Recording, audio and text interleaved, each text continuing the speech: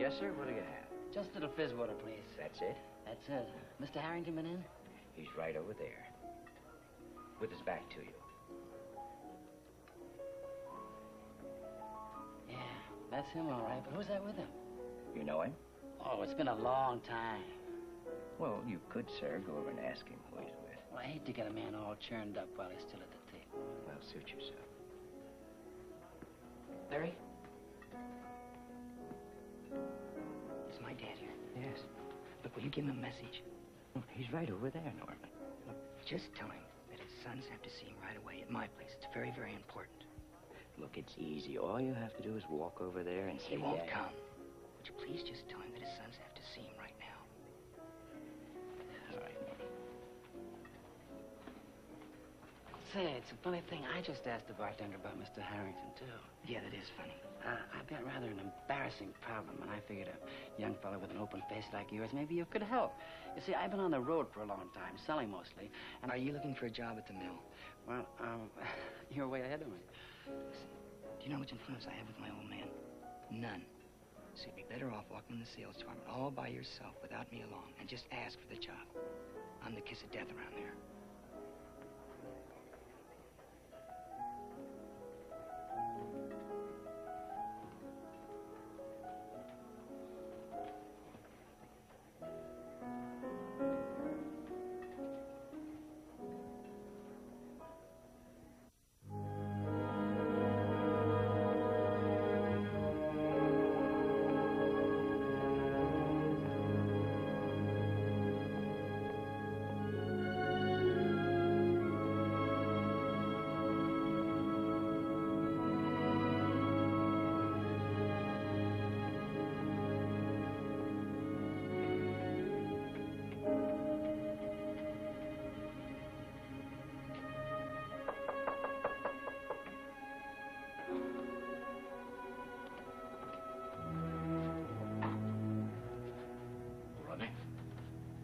Norman?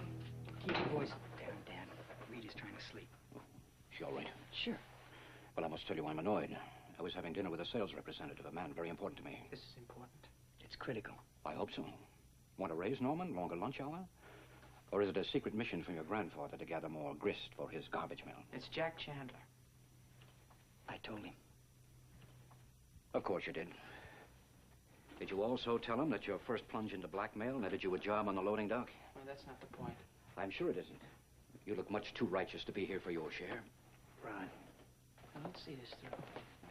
You were seen outside Jack Chandler's jailhouse window 45 minutes before he escaped with a gun that's registered at the mill. Now, why did you give him that gun? You know, Norman, I'm beginning to believe you when you say you're a misfit.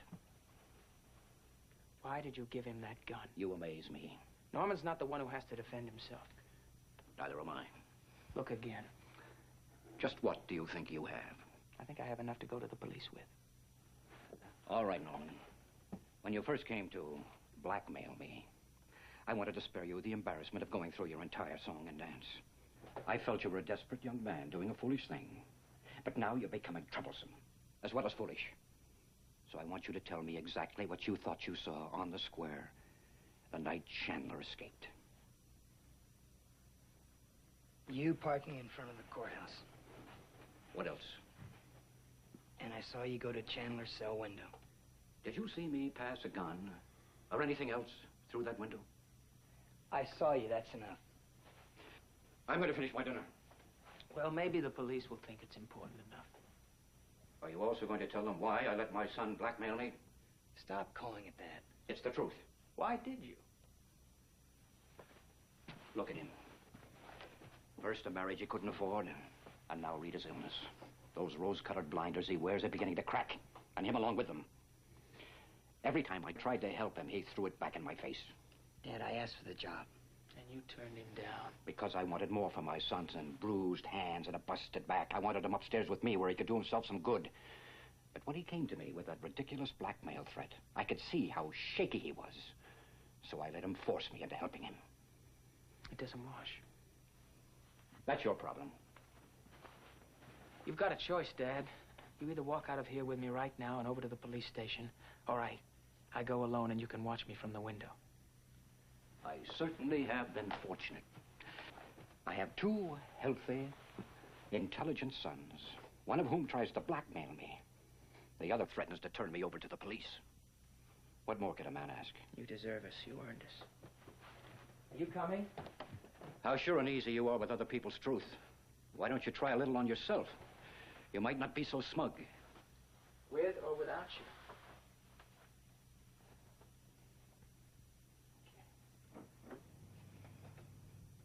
Aren't you coming, Norman? Now that you've tied me to the stake, I was sure you'd want the honor of lighting the first match. Why? I can see the flames from here.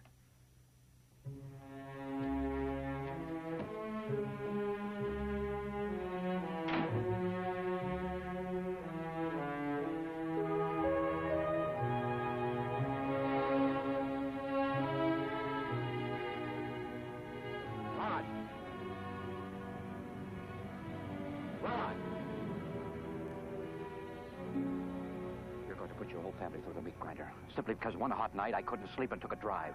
What forced you into helping him? If you want to get back at me, do it privately. Don't shout your hate from the courthouse steps. Chandler's running around loose because of you. Now, whatever he does, whoever he hurts, will be because of you. How does that make you feel? Is that going to make you sleep nights?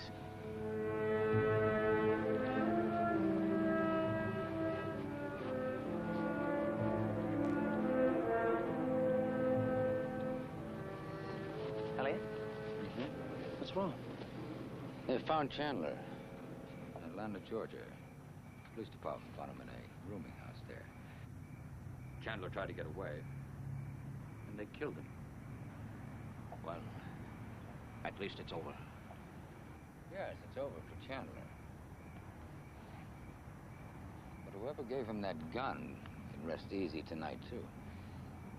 But tomorrow morning, I'm going to be right on his heels.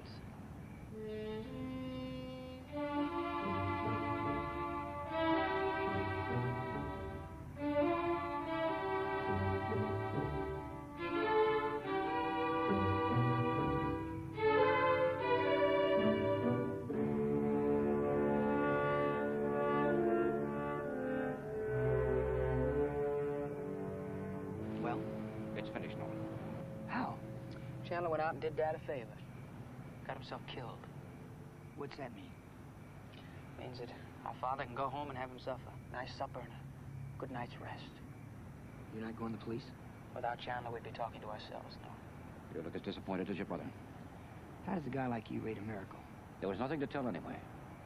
Chandler's death saved both of you the embarrassment of finding that out. Dad, I hope your luck holds out. Maybe Norm and I will get hit by lightning or something. Then you won't have anybody to worry about. I'll always worry about you. I hope so.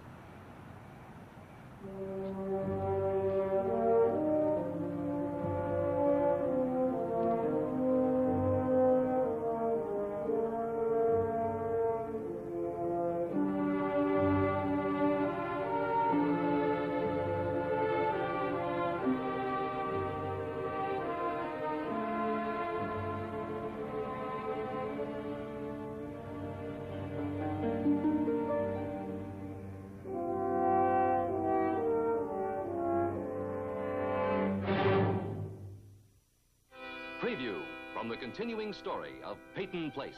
We moved into this house for a reason. We'll stay here, Betty. We'll stay here and we'll fight for what's ours. A man wants to get to know his only child. Come on, Eddie, level with me. Why did you come back here now at this particular time? Does it do something for your ego to believe that you're the heroine in Stephen's fantasy? Does it do something for your ego to ignore the fact that it's true?